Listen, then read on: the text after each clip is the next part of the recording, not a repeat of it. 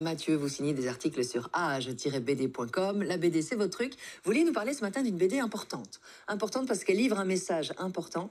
Et cette BD est signée Héloïse Martin.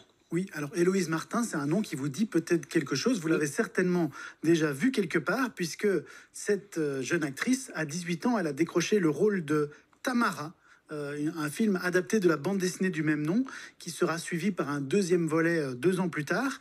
Et aussi, en 2018, elle a participé à l'émission Danse avec les stars sur TF1, donc peut-être que vous l'avez vu là. Chacun ses rêves, moi c'était là. Oui. Mais derrière la personnalité publique, en fait, Héloïse, elle cache une profonde blessure intime, puisqu'entre ses 9 ans et ses 11 ans, elle a subi des viols de la part d'un de ses oncles. Et dans Les yeux fermés, qui est son premier roman graphique, elle s'inspire de ce vécu personnel pour montrer comment les violences sexuelles et l'inceste peuvent vraiment faire des ravages au sein d'une famille.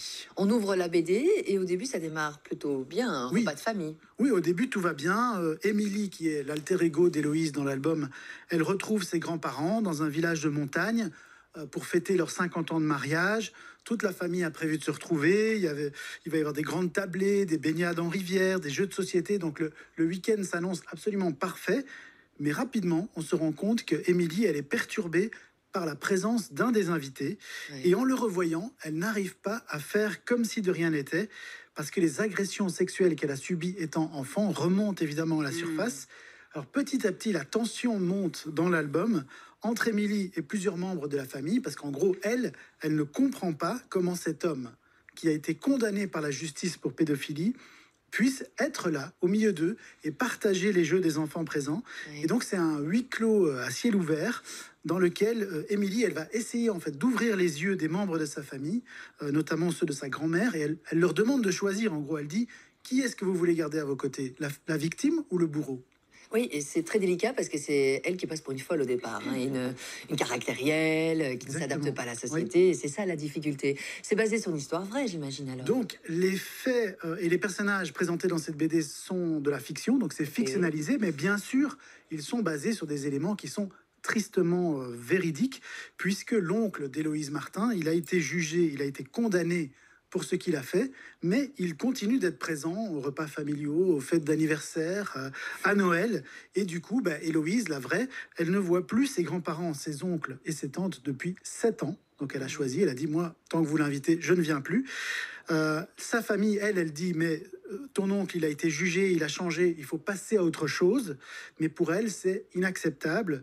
Elle dit: comment est-ce qu'ils peuvent continuer à le côtoyer? Comment est-ce qu'ils peuvent lui trouver des excuses? Et c'est la question posée par cette BD.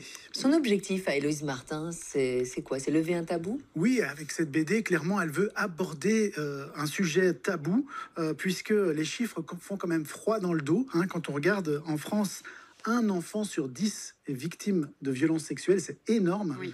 Et dans plus de 80% des cas, l'agresseur est issu de la famille. Donc c'est vraiment un gros phénomène dont il faut parler. Oui. Et Héloïse Martin, quand elle était enfant, donc quand elle avait 9 ans, elle pensait qu'elle était la seule, évidemment, à vivre ce genre de choses. Elle s'est rendue compte, en étant adulte, que c'était quelque chose de malheureusement banal. Et donc elle a voulu faire cet ouvrage pour permettre aux enfants qui sont victimes ou aux adultes qui ont été victimes de se dire: on n'est pas tout seul. Et donc pour retranscrire son histoire, elle a pu compter sur la dessinatrice Valentine de Lucie et le co-scénariste Baptiste Magontier. Donc ils ont signé ce scénario à deux. Et ce qui est très bien dans cet album, c'est qu'ils ont vraiment opté pour une approche pleine de pudeur. En fait, c'est un album qui ne montre pas, aussi bien au niveau des textes que des illustrations. On suggère ce qui s'est passé, mais on va pas trop loin quelque part. Un album qui délie les langues aussi, c'est important d'en parler. En 30 secondes, parce que le journal arrive, Mathieu, c'est pas trop difficile à lire. C'est pour quel public? Est-ce que les jeunes peuvent... Alors, je pense que les adolescents, clairement, peuvent déjà lire ce livre, les adolescents, les adultes, parce que justement, il y a cette approche un peu pudique, mais en même temps, voilà, on a vraiment la possibilité de se mettre à la place de la jeune fille, d'Héloïse, parce que le livre aussi fait exprès de ne pas identifier clairement le pédophile. Donc, il est noyé dans la masse. ce qui D'accord. accroît clairement le sentiment de malaise. Oui, et qui traduit son sentiment Oui, à tout à l'époque, fait. j'imagine. Maman, pourquoi il est là? C'est la dernière de couverture. Et là aussi, ça donne assez bien le ton.